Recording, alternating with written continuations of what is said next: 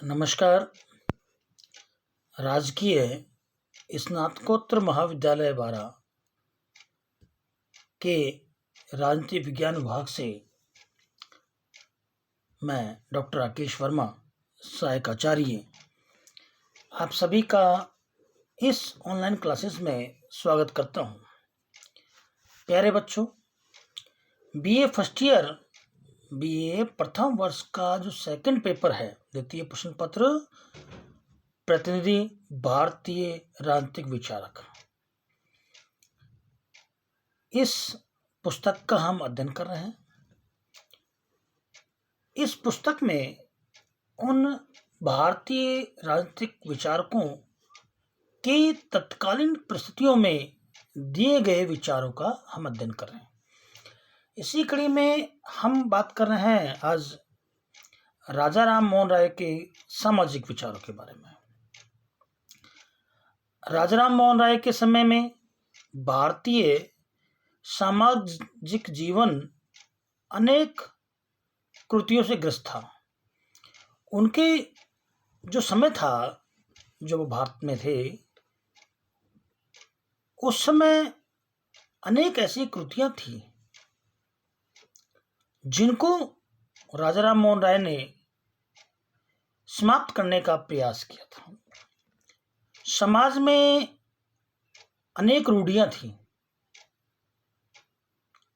रूढ़ियां वो होती जो परंपराएं चली आ रही हैं, घिसी पिटी परंपराएं जिनका कोई औचित्य नहीं होता है, उन परंपराओं को हम ढो रहे हैं, उनमें घसीटे जा रहे हैं।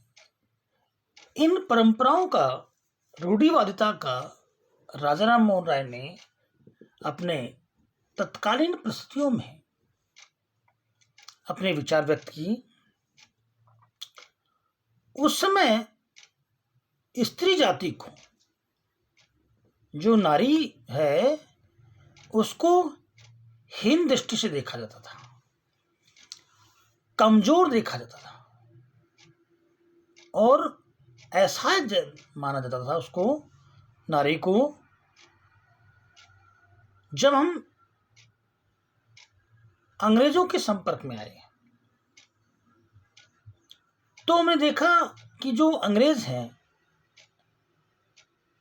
वो नर और नारी, स्त्री और पुरुष को समान देखते थे और वो चीज हमने ग्रहण करने का प्रयास किया। उनके तत्कालीन परिस्थितियों में, उनके जीवन में ऐसी कई कृतियां उन्होंने देखी जिनका उन्होंने प्रबल विरोध किया। आज हम राजा राम मोहन राय के सामाजिक विचारों के बारे में अध्ययन कर रहे हैं, जिसमें पहला आता है परंपरावादिता का विरोध। जो समाज में जो परंपराएं चली आ रही, जिनका कोई औचित्य नहीं है, उसका उन्होंने विरोध किया। उनके जो सामाजिक चिंतन में सबसे प्रमुख अंग परंपरावादिता का विरोध था। उनका विचार था कि सामाजिक जीवन के अंतर्गत किसी स्थिति को न तो इस कारण से श्रेष्ठ समझा जा सकता है कि वह लंबे समय से चली आ रही, और न ही इस कारण से श्रेष्ठ समझा जाना चाहिए कि पश्चिमी देशों में ऐसा होता है। हमें अपने ही देश के अतीत या पश्चिम किसी का भी अंधानुकरण करने की आवश्यकता नहीं है। सामाजिक जीवन में हमें आज की परिस्थितियों को ध्यान में रखते हुए विवेक संगत मार्ग अपनाना चाहिए। दूसरा है सती प्रथा का विरोध। राजा राम मोहन राय के जीवन काल में सबसे महत्वपूर्ण जो कार्य किया गया वो था सती प्रथा का विरोध। राजा राम मोहन राय बाल्यावस्था में थे।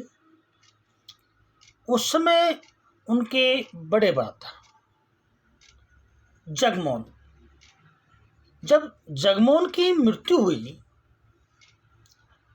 उस समय उन्होंने देखा कि उनकी जो भाभी है, जो उनके माँ के समान है, जिन्होंने राजा राम मोहन राय को बड़ा स्नेह और प्यार दिया,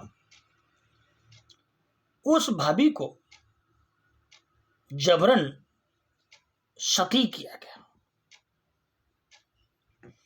और ये घटना उनके हृदय में ऐसी जमी कि उन्होंने ठान लिया कि इस सती प्रथा का मैं प्रबल विरोध करूंगा।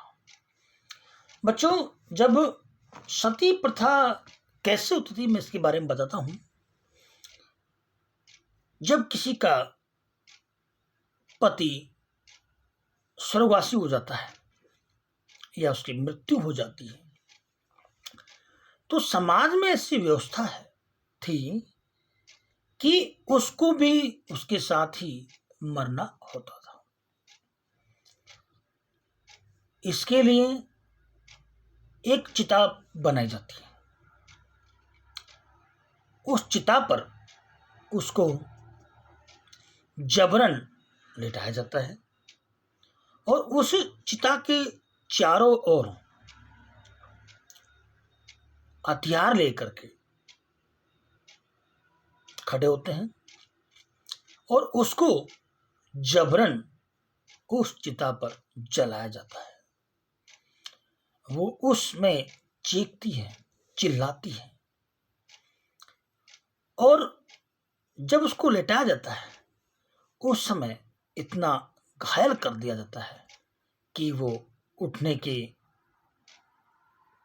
में भी असमर्थ होती। यहां तक उस महिला को जो विलापित हो रही है अपने पति के मरने पर, उस महिला को नशीला पदार्थ पिलाकर उसको मदहोश किया जाता है और उसे चिता पर जबरन जलाया जाता है। ये एक ऐसा क्रूर दृश्य होता है कि मन को झकझोर देता है। इसका राजा राम मोहन राय ने अपने समय में बहुत ही प्रबल विरोध किया। जो सोफिया पायलट हैं वो कहते हैं कि हिंदू धर्म ग्रंथों के अपने गंभीर ज्ञान के आधार पर ही यह प्रमाणित किया कि सती प्रथा धर्म संगत नहीं थी। इतना ही नहीं, उन्होंने यह भी दिखाया कि स्वार्थी संबंधी जन किसी धार्मिक प्रेरणा से नहीं परंतु विधवाओं के भरण पोषण के खर्च से छुटकारा पाने के लिए इस प्रथा को जारी रखना चाहते थे। इसका सबसे मुख्य कारण ये था कि जो मृतक होता है, उसकी पत्नी है, उसका भरण पोषण कौन करे। हालांकि ये व्यवस्था हमारे समाज में उस समय व्याप्त थी जब राजा महाराजाओं के राज हुआ करते थे और राजा युद्ध में हार जाता था तो उसकी पत्नी को या उसकी पत्नियों को जीतने वाला राजा रखेल या वेश्या खाने में रख देता था। इस चीज से या इस परंपरा से जो जीतने वाला राजा होता था वो उन महिलाओं को शोषण करता था। तो महिलाएं अपने स्वेच्छा से ऐसे शोषण से बचने के लिए स्वयं सती हो जाती थी।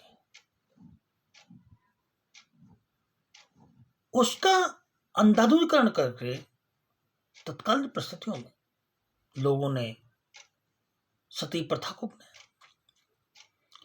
उस समय तो ये मजबूरी हुआ करती थी महिला की, परंतु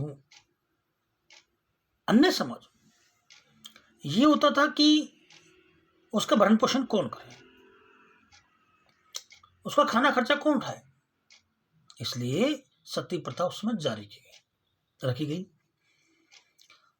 राजा राम मोहन राय ने उसका प्रबल विरोध किया। 1818 में उन्होंने सती प्रथा के उन्मूलन के लिए विख्यात आंदोलन प्रारंभ किए। 1829 में उन्होंने इस संबंध में एक पुस्तिका लिखी। मुख्यतः उन्हीं की प्रचार और आंदोलन के फलस्वरूप तत्कालीन governor general lord William Bentinck ने विनिमय 17 के अंतर्गत सती प्रथा को अवैध घोषित कर दिया। कानून बना और उस कानून के तहत उसने सती प्रथा को अवैध घोषित कर दिया।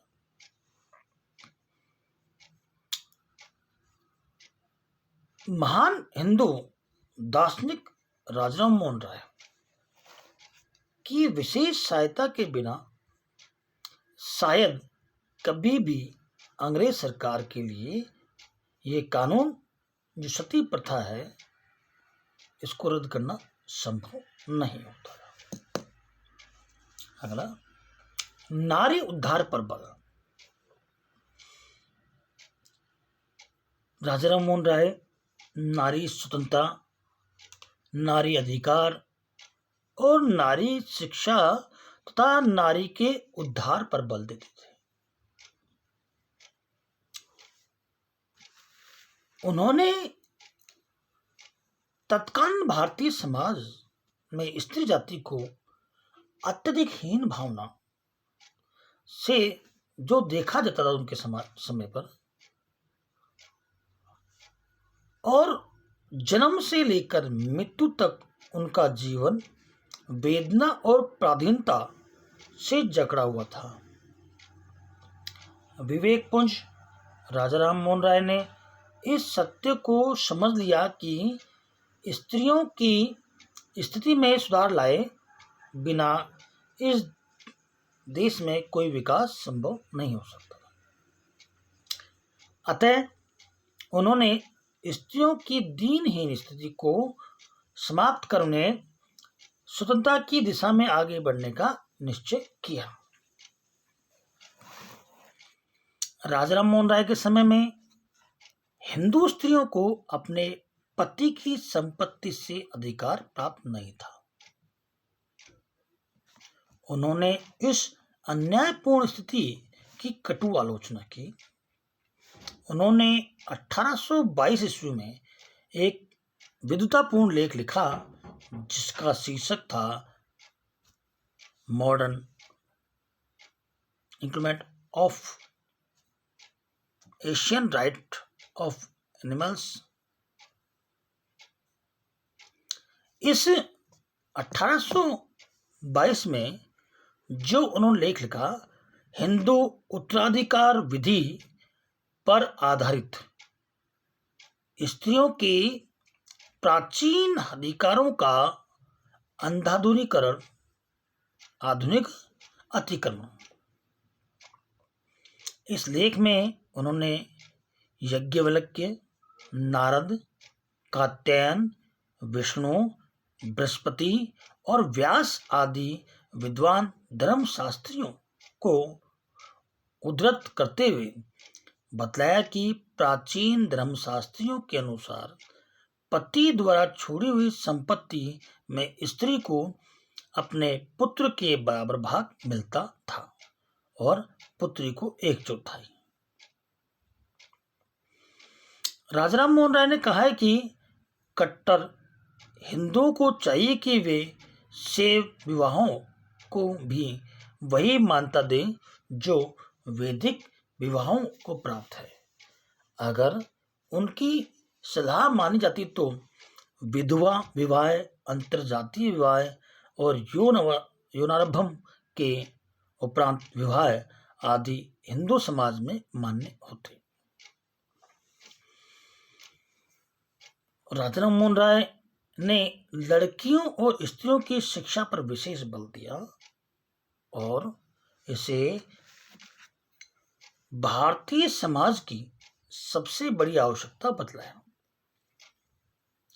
नारी जाति के प्रति सम्मान उनके स्वभाव का एक अनिवार्य अंग था और वे सामाजिक जीवन में स्त्रियों को पुरुषों के समान स्तर प्रदान करने के पक्षधर थे।